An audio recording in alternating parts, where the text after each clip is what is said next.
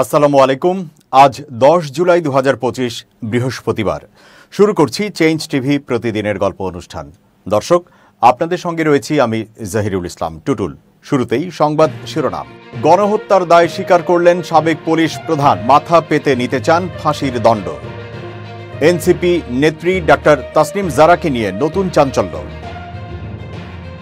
মুক্তিযুদ্ধকে পাক ভারত যুদ্ধ বললেন ইলিয়াস।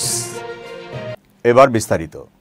নিজের অপরাধ স্বীকার করে জুলাই আগস্টের হত্যাকাণ্ডের রাজসাক্ষী হয়েছেন সাবেক পুলিশ মহাপরিদর্শক চৌধুরী আবদুল্লাহ আল মামুন। সেই সঙ্গে গণহত্যায় জড়িত থাকার কথা স্বীকার করেছেন তিনি। বৃহস্পতিবার ট্রাইব্যুনালে তিনি বলেন, জুলাই আগস্ট হত্যাকাণ্ডে জড়িত ছিলাম, আমি দায়ী। এর আগে জুলাই গণ অভ্যুত্থানের সময় সংঘটিত মানবতা বিরোধী অপরাধের মামলায় ক্ষমতাচ্যুত সাবেক প্রধানমন্ত্রী শেখ হাসিনা সহ 3 আসামির বিরুদ্ধে আনুষ্ঠানিক অভিযোগ গঠন করে আদেশ দেন ট্রাইব্যুনাল। বৃহস্পতিবার বিচারপতি মোহাম্মদ গোলাম মর্তুজা মজুমদারের নেতৃত্বাধীন 3 সদস্যের আন্তর্জাতিক অপরাধ ট্রাইব্যুনাল 1 এই আদেশ দেন।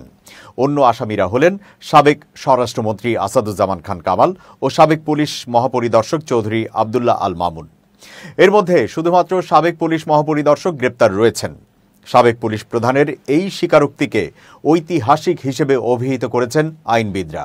তারা বলছেন, সুষ্ঠু বিচারের ক্ষেত্রে এটি মাইল ফলক হবে। এদিকে সাবেক আইজিপি মামুনের পরিবারের এক সদস্য বলেছেন, তিনি নিজের আত্মোপলব্ধি এবং ধর্মীয় বোধ থেকেই নিজের অপরাধ স্বীকার করেছেন। মিথ্যা বলে পার পাবার চেষ্টার চেয়ে ভুল স্বীকার করে অপরাধের জন্য আল্লাহর কাছে ক্ষমাও চেয়েছেন তিনি। এছাড়া ইতোমধ্যে আবদুল্লাহ আল মামুন তার পরিবারকে জানিয়েছেন যে ট্রাইব্যুনালে তার ফাঁসি হয়ে যেতে পারে, সেভাবেই পরিবারকে প্রস্তুত থাকতে বলেছেন। জুলাই গণঅভ্যুত্থানের সময় সংঘটিত মানবতাবিরোধী অপরাধের মামলায় ক্ষমতাচ্যুত সাবেক প্রধানমন্ত্রী শেখ হাসিনা সহ 3 আসামির বিরুদ্ধে আনুষ্ঠানিক অভিযোগ গঠন করে বিচার শুরুর আদেশ দিয়েছেন ট্রাইব্যুনাল। মামলা থেকে আসামিদের অব্যাহতির আবেদন খারিজ করে বৃহস্পতিবার বিচারপতি মোহাম্মদ গোলাম মর্তুজা মজুমদারের নেতৃত্বাধীন 3 সদস্যের আন্তর্জাতিক অপরাধ ট্রাইব্যুনাল 1 এই আদেশ দেন। ট্রাইব্যুনালের অপর 2 সদস্য হলেন বিচারপতি মোহাম্মদ শফিউল আলম মাহমুদ ও বিচারক মোহাম্মদ মহিতুল হক এনাম চৌধুরী। এর মাধ্যমেই জুলাই গণহত্যা মামলায় শেখ হাসিনা সহ 3 জনের বিরুদ্ধে আনুষ্ঠানিক বিচার শুরু হলো।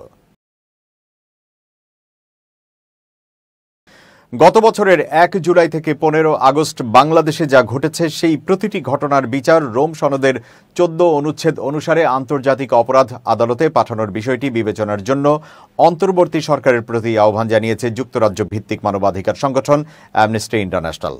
অ্যামনেস্টির সাউথ এশিয়া ফেসবুক পেজে প্রকাশিত এক বিবৃতিতে এই আহ্বান জানানো হয়। মূলত বুধবার বিবিসি আই এবং বিবিসি বাংলার যৌথ প্রযোজনায় প্রকাশিত এক প্রতিবেদনে ক্ষমতাচ্যুত প্রধানমন্ত্রী শেখ হাসিনার ফাঁস হওয়া অডিও বিশ্লেষণ করে বলা হয়েছে, আন্দোলন দমনে তিনি সরাসরি মারণাস্ত্র নিয়ে গুলির নির্দেশ দিয়েছিলেন। এই তথ্যের ভিত্তিতে অ্যামনেস্টি ইন্টারন্যাশনাল আবারও কর্তৃপক্ষের প্রতি সহিংসতার জন্য দায়ীদের জবাবদিহিতার আওতায় আনার আহ্বান জানালো।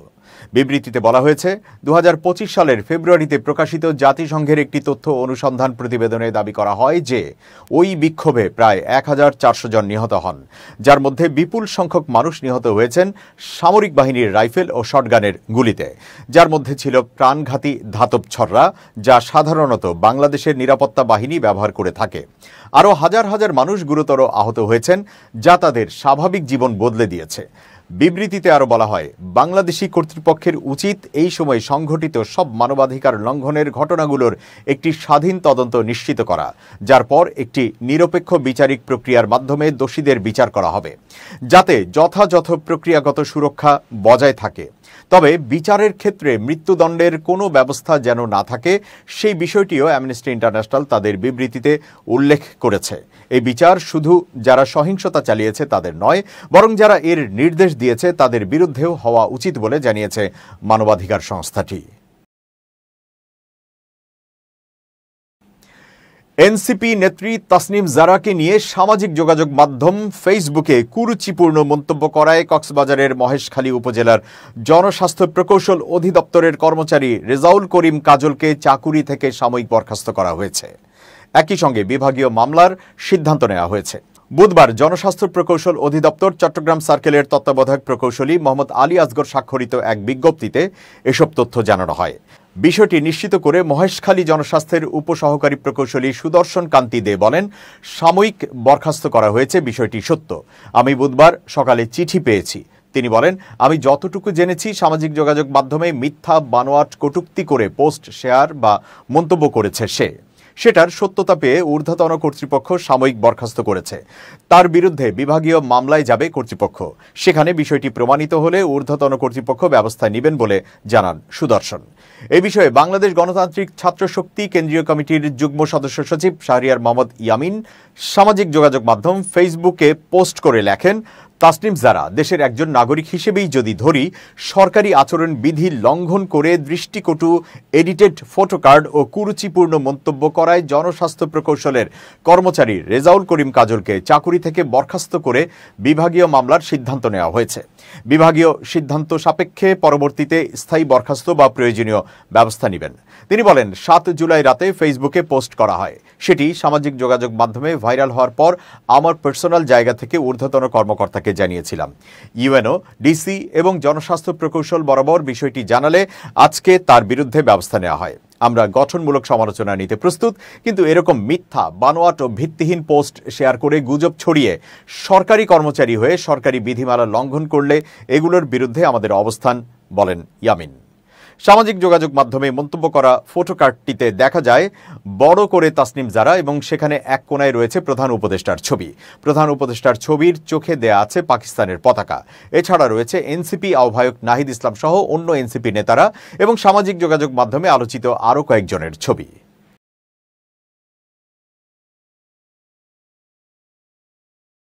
এনসিপি নেত্রী তাসনিম জারাকে নিয়ে দৈনিক জনকণ্ঠে একটি প্রতিবেদন প্রকাশিত হয়েছে। চেঞ্জ টিভির দর্শকদের জন্য সেটি তুলে ধরা হলো। বাংলাদেশের রাজনীতিতে উজ্জ্বল এক নতুন তারকার আবির্ভাব ডক্টর তাসনিম জারা। চিকিৎসক থেকে জননেত্রী হয়ে উঠেছেন তিনি, আর আজ বাংলাদেশের প্রতিটি কোণায় কোণায় তার জন্য অপেক্ষা করছে মানুষ। গ্রাম হোক কিংবা শহর, দক্ষিণের মফস্বল হোক কিংবা উত্তরের সীমান্ত, যেখানে তিনি যাচ্ছেন সেখানেই ভিড় করছে হাজারো মানুষ। অনেকে হাত নাড়ছেন, অনেকে হাসছেন, কেউ কেউ তো আবেগে কেঁদেও ফেলছেন। এই আবেগ শুধু একজন নেত্রীর প্রতি নয়, এটি একটি স্বপ্নের বাংলাদেশের প্রতি ভালোবাসা, যার প্রতীক হয়ে উঠছেন ডক্টর জারা।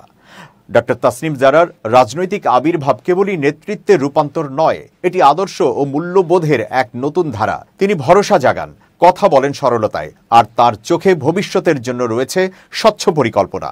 তিনি ঝিনাইদহ সফরে গেলে হাজারো মানুষ তাকে স্বাগত জানায়। স্থানীয়রা জানান, এমন রাজনৈতিক নেত্রী তারা আগে দেখেননি, যিনি কথা বলেন বিনয়ের সাথে, শোনেন মনোযোগ দিয়ে, আর আশ্বাস দেন গোড়ামুক্ত উন্নয়নের। রাজনীতির চলমান উত্তেজনা ও হতাশার মাঝখানে ডক্টর তাসনিম জারাকে কেন্দ্র করে তৈরি হয়েছে এক নতুন আশার আলো। এই আলোর নাম নতুন বাংলাদেশ।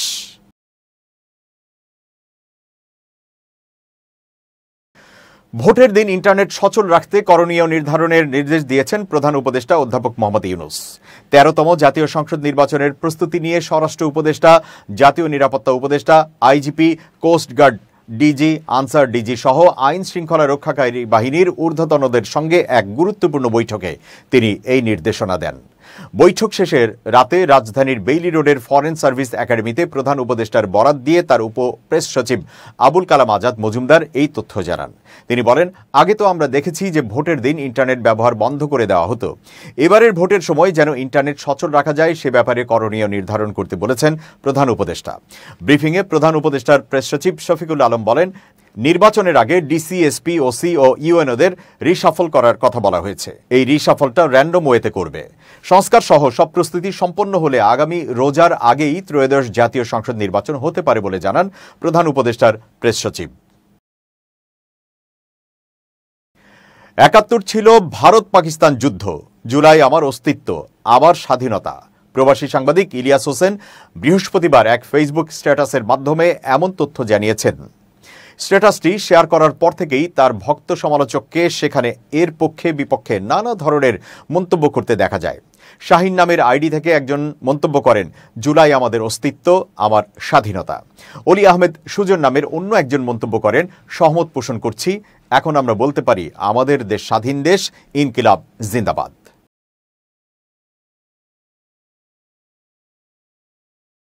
এবার মধ্যপ্রাচ্য প্রসঙ্গ।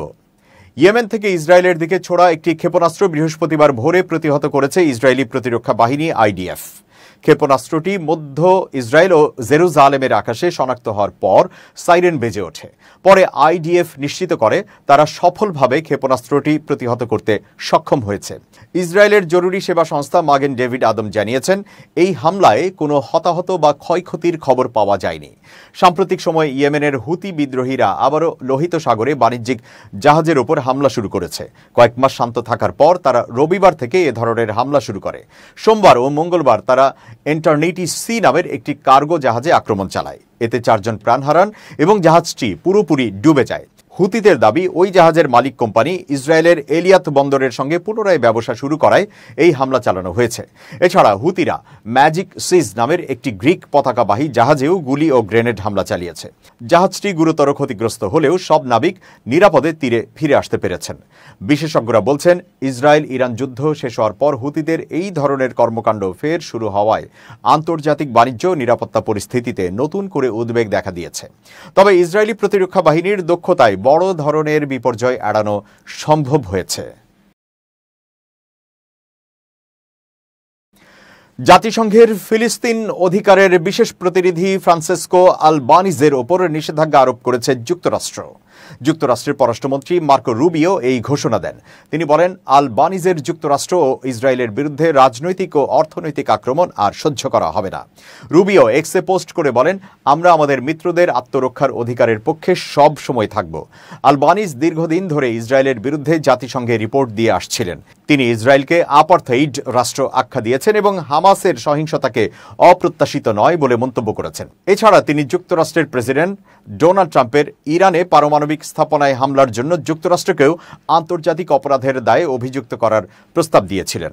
আলবানিজ আমেরিকান প্রতিরক্ষা প্রযুক্তি কোম্পানিগুলোর বিরুদ্ধেও কথা বলেছেন। তার বিরুদ্ধে ইহুদি বিদ্বেষের অভিযোগ রয়েছে। তিনি একসময় বলেছিলেন, যুক্তরাষ্ট্রের পররাষ্ট্রনীতি নাকি ইহুদি লবি দ্বারা নিয়ন্ত্রিত হয়। পরে অবশ্য তিনি এই মন্তব্য প্রত্যাহার করেন। মানবাধিকার সংস্থা হিউম্যান রাইটস ভয়েসের প্রেসিডেন্ট অ্যান্ড বে ফস্কি বলেন, অবশেষে যুক্তরাষ্ট্র পদক্ষেপ নিয়েছে। আলবানিজের সহিংসতা উস্কে দেওয়া ও ইসরায়েলের অস্তিত্বকে অস্বীকার করার চেষ্টার বিরুদ্ধে এই ব্যবস্থা সময়োপযোগী। ইসরায়েল এই নিষেধাজ্ঞাকে স্বাগত জানিয়েছে। দেশটির পররাষ্ট্রমন্ত্রী গিডিয়ন সাআর বলেন, এখন জাতিসংঘের চোখ খোলার সময়। ইসরায়েলের জাতিসংঘ দূত ড্যানি ড্যানো বলেন, আলবানিজ জাতিসংঘের বিশ্বাসযোগ্যতাকে ক্ষতিগ্রস্ত করেছেন। ইউএন ওয়াচের নির্বাহী পরিচালক হিলেল নয়েউর বলেন, এটি সাহসী সিদ্ধান্ত। এর আগে কখনো কোনো জাতিসংঘ কর্মকর্তার উপর এভাবে নিষেধাজ্ঞা আরোপ করা হয়নি। এ ব্যাপারে জাতিসংঘের কোনো প্রতিক্রিয়া এখনো পাওয়া যায়নি। এবার খুব জরুরি 1 মিনিট জানাচ্ছেন ইউনেস্কো ক্লাব পুরস্কার বিজয়ী সাংবাদিক আমিরুল মোমিনিন মালিক। খুব জরুরি 1 মিনিটে প্রত্যেককে আমন্ত্রণ। একটা পুরনো কথা হচ্ছে, জনপদ যখন নিশ্চুপ হয় তখন বিপ্লব ত্বরান্বিত হয়। এই কথার বাইরে ব্যক্তিগত জীবনে আমরা যদি মৌনতার অভ্যাস গড়ে তুলতে পারি বা চুপ থাকতে পারি, তাহলে অনেক বিপদ থেকে রক্ষা পেতে পারি। সব বিষয়ে যেমন কথা বলতে নেই, ঠিক তেমনি সব বিরোধপূর্ণ বিষয়ে নিজের প্রতিক্রিয়া দেখাতে নেই, ঠিক তেমনি সব কথায় নিজের জাহির করারও প্রয়োজন নেই। প্রিয় বন্ধুরা, এই বিষয়ে যদি আমরা খেয়াল রেখে নিজেদের মধ্যে মৌনতার বা নিশ্চুপ থাকার অভ্যাস গড়ে তুলতে পারি, তাহলে দুটো উপকার হবে। প্রথমত, আমাদের মস্তিষ্ক বিশ্রাম পাবে, ইতিবাচক অনেক কিছু ভাববার নতুন দরজা তৈরি হবে। দ্বিতীয়ত, অনেক ধরনের বিরোধপূর্ণ জায়গায় নিজেকে রক্ষা করতে পারবো। চুপ থাকাও কিন্তু একটা প্রতিবাদ, নীরব থাকাও প্রজ্ঞার বিষয়। সুতরাং আসুন এই নীরব থাকা, নিশ্চুপ থাকা, মৌনতার অভ্যাস গড়ে তোলার চেষ্টা আমরা করি। ভালো থাকবেন, শুভেচ্ছা নিরন্তর। এবার দেশের বাইরের খবর। ব্রহ্মপুত্র নদের ওপর বিশ্বের বৃহত্তম বাঁধ তৈরি করছে চীন। সেই বাঁধটা বোমার চেয়ে কোনো অংশে কম নয়, এমনটাই জানালেন অরুণাচল প্রদেশের মুখ্যমন্ত্রী পেমা খান্ডু। তার মতে এই বাঁধ অস্তিত্বের জন্য হুমকি হয়ে উঠতে পারে।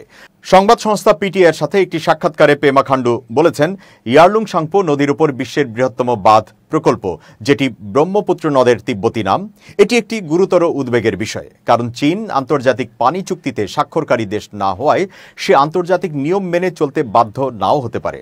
সমস্যা হলো চীনকে বিশ্বাস করা যায় না। তারা কি করতে পারে কেউ জানে না। মুখ্যমন্ত্রী পেমা খান্ডু আরও বলেছেন, সামরিক আগ্রাসনের কথা বাদ দিলাম। আমার মনে হয় এই বাঁধের প্রকল্প কোনো সামরিক আগ্রাসনের চেয়েও ঢের বেশি উদ্বেগজনক। এই বাঁধের ফলে আমাদের অস্তিত্ব সংকট পর্যন্ত হতে পারে।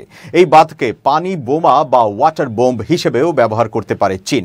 মুখ্যমন্ত্রী মনে করেন, চীন যদি আন্তর্জাতিক পানি বন্টন চুক্তিতে স্বাক্ষরকারী দেশ হতো তবে এই প্রকল্পটি আশীর্বাদ হতে পারত, কারণ এটি অরুণাচল প্রদেশ, আসাম এবং বাংলাদেশের গ্রীষ্মকালীন বন্যা রোধ করতে পারত।